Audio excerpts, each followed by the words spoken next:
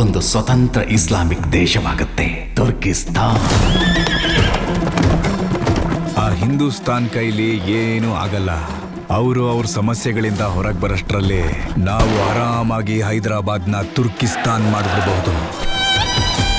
ಇಸ್ಲಾಂ ಹರಡಿ ಗಲ್ಲಿ ಗಲ್ಲಿಗಳಲ್ಲಿ ಮಸೀದಿ ನಿರ್ಮಿಸಿ ಎಲ್ಲಾ ಮನೆಗೂ ಇಸ್ಲಾಮಿ ಬಣ್ಣ ಬಳಿರಿ. ಅವರ ಮಾಲೆ ಮಂತ್ರಗಳನ್ನ ಒಡೆದು ಹಾಕಿ. ಹಿಂದಿ, ಸಂಸ್ಕೃತ, ತೆಲುಗು, ಮರಾಠಿ, ಕನ್ನಡದಂತ ಭಾಷೆಗಳನ್ನ ಪುಸ್ತಕಗಳಿಂದ ಕಿತ್ತು ಬಿಸಾಕಿ ಅರಬ್ಬಿ ಉರ್ದು ಓದಿಸಿ ಭಕ್ತರನ್ನೆಲ್ಲ ಬಹಿರಂಗವಾಗಿ ನೇಣು ಹಾಕಿ.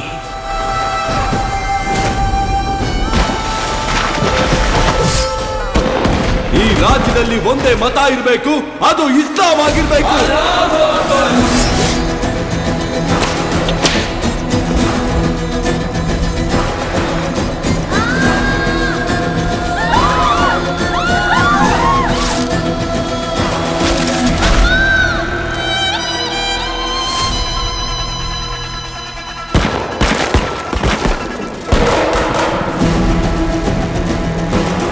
ಕಾಶ್ಮೀರನ ಕಾವಲಿದ್ದು ಹೈದರಾಬಾದನ್ನ ಕಾಪಾಡ್ಕೋಬೇಕು.